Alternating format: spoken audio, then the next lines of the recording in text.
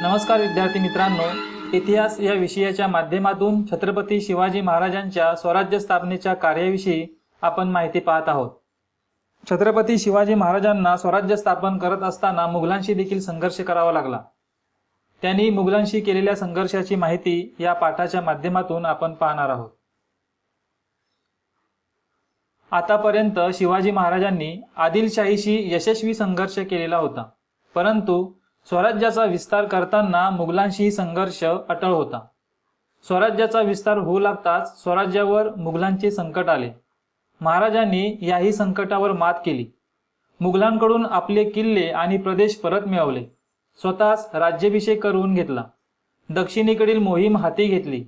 या सर्व घटनांची माहिती आपण या पाठामध्ये घेणार आहोत। शाहिस्तेखानाची स्वारी। फेब्रुवारी 1660 मध्ये शाहिस्ताखान अहमदनगरहून निघून पुणे प्रांतामध्ये आला। त्याने आसपासच्या प्रदेशात लहान लहान सैन्याच्या तुकड्या पाठवून स्वराज्यातील प्रदेशाची जबर हानी केली। चाकणच्या किल्ल्याला वेढा दिला। चाकणच्या किल्ल्याचा किल्लेदार फिरंगोजी नरसाळा याने त्याच्या सैन्याचा तीव्र प्रतिकार केला, परंतु शेवटी त्याने चाकणचा किल्ला जिंकून घेतला। शिवाजी महाराजांचे बालपण जिथे गेले त्या पुण्यातील लाल महालात शाहिस्ताखान तळ ठोकून बसला। तेथून आसपासच्या मुलखाची त्याने लूट चालूच ठेवली। 2 वर्षे झाली तरी तो पुण्यातील मुक्काम सोडण्याचा विचार करत नव्हता। त्याचा परिणाम प्रजेच्या नीतिधैर्यावर होणे स्वाभाविकच होते। अशा परिस्थितीत महाराजांनी एक धाडसी बेत आखला। शिवाजी महाराजांनी स्वतःच्या नेतृत्वाखाली लाल महालावर गुप्तपणे छापा घालण्याची धाडसी योजना आखली। त्यानुसार 5 एप्रिल 1663 रोजी महाराजांनी रात्रीच्या वेळी निवडक सैन्यासह लाल महालावर छापा घातला। या छाप्यात शाहिस्तेखानाची बोटे तुटली, त्याची मानहानी झाली। त्याने पुणे सोडले आणि आपला मुक्काम औरंगाबादला हलवला। या प्रकारामुळे त्याने औरंगजेबाची नाराजी ओढवून घेतली। औरंगजेबाने त्यास बंगालच्या सुभ्यावर पाठवले। शाहिस्ताखानावरील या यशस्वी हल्ल्याचा परिणाम लोकांवरही झाला। शिवाजी महाराजांच्या कर्तृत्वावरील प्रजेचा विश्वास अधिकच वृद्धिंगत झाला। शाहिस्तेखानाने 3 वर्षाच्या काळात स्वराज्याचा बराच प्रदेश उद्ध्वस्त केला होता। त्याची भरपाई करणे आवश्यक होते। त्यासाठी महाराजांनी मुघलांना धडा शिकवण्याची एक योजना आखली। मुघलांच्या ताब्यातील सुरत हे एक मोठे व्यापारी केंद्र व बंदर होते। तेथे इंग्रज, डच व फ्रेंच यांच्या वखारी होत्या। हे शहर बादशहाला सर्वात जास्त महसूल देत होते, तसेच ते आर्थिकदृष्ट्या संपन्न होते। म्हणून त्यांनी सुरतेवर स्वारी केली। सुरतेचा सुभेदार इनायत खान महाराजांच्या स्वारीचा प्रतिकार करू शकला नाही। सामान्य प्रजेस त्रास न देता त्यांनी सुरतेमधून विपुल संपत्ती मिळवली। त्यांची ही मोहीम यशस्वी झाली, त्यामुळे औरंगजेब बादशहाच्या प्रतिष्ठेस धक्का बसला। शिवाजी महाराजांच्या वाढत्या हालचालींचा बंदोबस्त करण्यासाठी औरंगजेबाने मिर्झा राजा जयसिंग हा आपला अनुभवी आणि मातब्बर राजपूत सरदार पाठवला। तो पुण्यामध्ये आला। त्याने महाराजांच्या विरोधात सर्व शक्ती संघटित करण्यासाठी आपले प्रयत्न सुरू केले। गोव्याचे व वसईचे पोर्तुगीज, वेंगुर्ल्याचे डच, सुरतेचे इंग्रज, जंजिऱ्याचा सिद्दी यांनी महाराजांविरुद्ध आरमारी मोहीम काढावी असे जयसिंगाने त्यांना सुचवले। शिवाजी महाराजांकडील किल्ले जिंकून घेण्याचा बेत आखला। स्वराज्याच्या विविध भागात मुघल सैनिकांच्या तुकड्या पाठवल्या। त्या सैन्याने स्वराज्यातील भूप्रदेशाची मोठी हानी केली। महाराजांनी मुघलांना प्रतिकार करण्याचा प्रयत्न केला। मिर्झा राजे जयसिंग आणि दिलेर खानने पुरंदर किल्ल्यास वेढा दिला। पुरंदरच्या वेढ्याच्या वेळी मुरारबाजी देशपांडे यांनी आपल्या पराक्रमाची शर्त केली, परंतु त्याला वीरमरण आले। परिस्थितीचे गांभीर्य लक्षात घेऊन महाराजांनी जयसिंगाशी बोलणी करण्याचा निर्णय घेतला। त्यांनी जयसिंगाची भेट घेतली।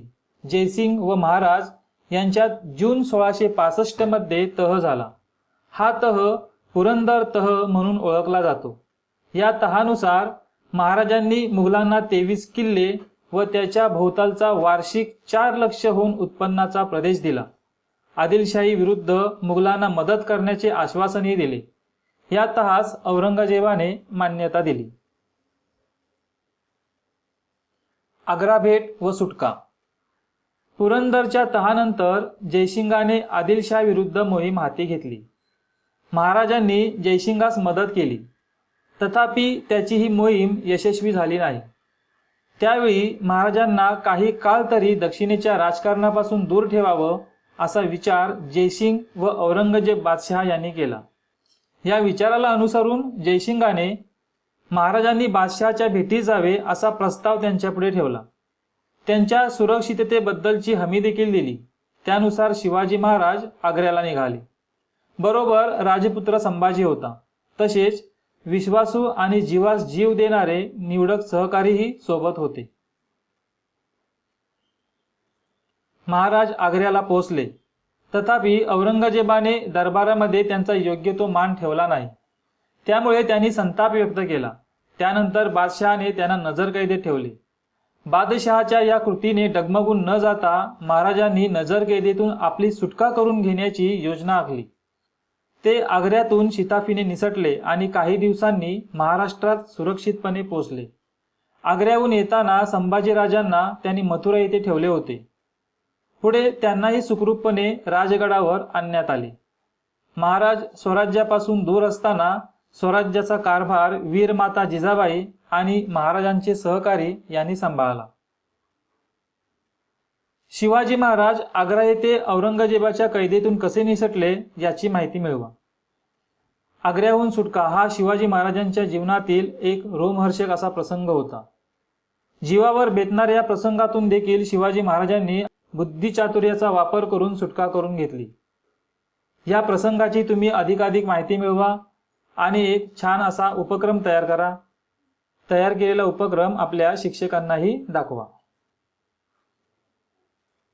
मुघलांविरुद्ध आक्रमक पवित्रा.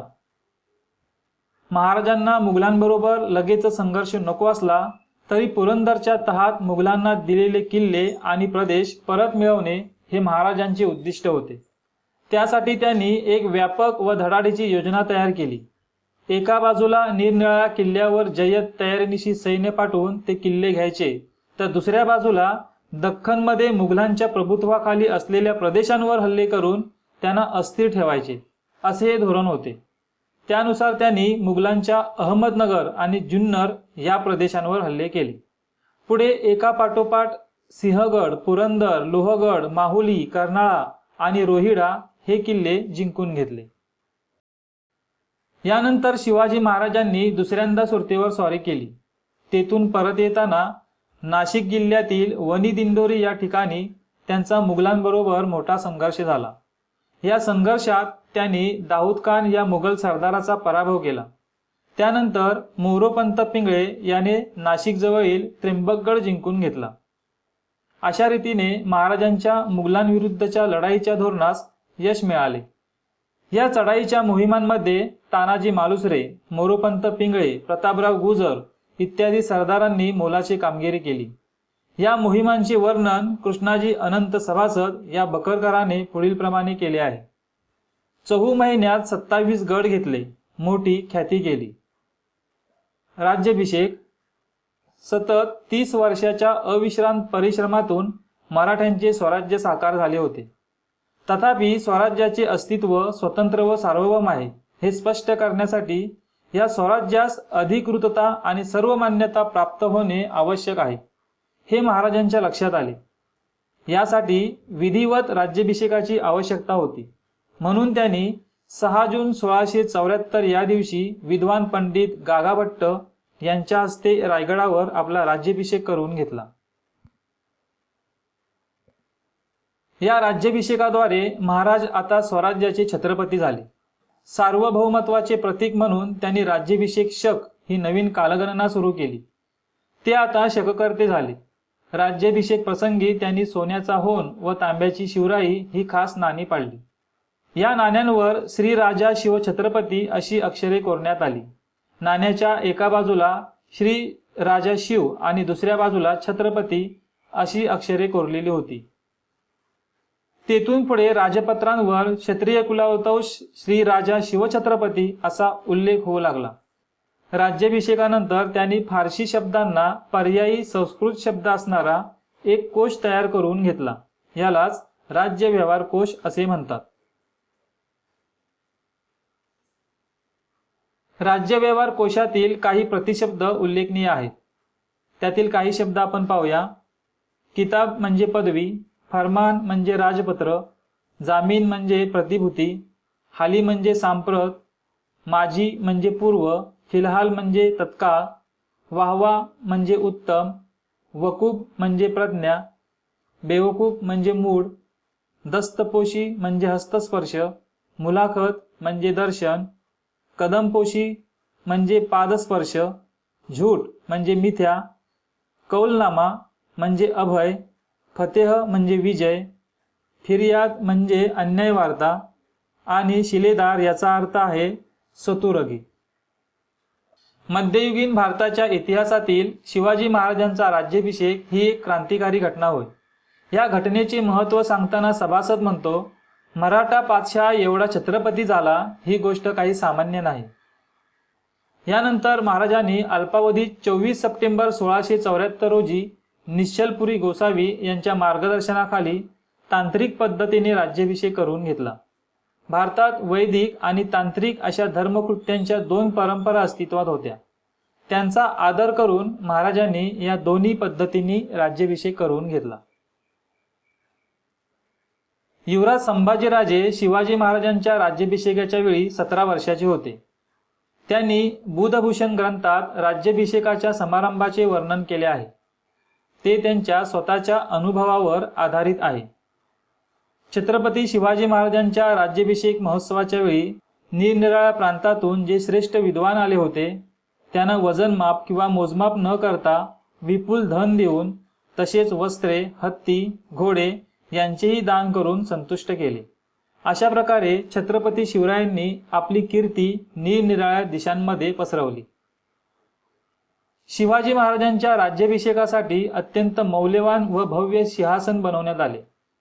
सिंहासनाच्या 8 दिशांना 8 रत्नजडित स्तंभ होते. 32 मन सोन्याचे हे सिंहासन मौल्यवान रत्नांनी जडवले होते. दक्षिणेची मोहीम.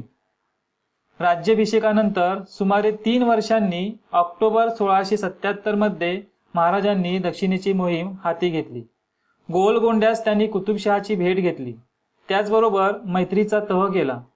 पुढे महाराजांनी कर्नाटकातील बंगळुरू, होसकोट तसेच सध्याच्या तामिळनाडूमधील जिंजी, वेल्लोर इत्यादी किल्ले आणि आदिलशाहीचा इतर काही प्रदेश जिंकून घेतला. त्यांच्या फौजेने तेथील प्रजेला कोणताही त्रास दिला नाही. जिंकलेल्या प्रदेशाचा कारभार पाहण्यासाठी मुख्य कारभारी म्हणून रघुनाथ नारायण हनुमंते यांची नेमणूक केली. वेंकोजी राजे. शिवाजी महाराजांचे सावत्र बंधू वेंकोजी हे सध्याच्या तामिळनाडूमध्ये असलेल्या तंजावर येथे राज्य करत होते. त्यांनाही आपल्या स्वराज्य कार्यात सहभागी करून घेण्याचा महाराजांचा प्रयत्न होता. वेंकोजी राजे यांच्या पश्चात तंजावरच्या राजांनी विद्या आणि कला यांची जोपासना केली. तेथील सरस्वती महाल हे ग्रंथालय जगप्रसिद्ध आहे.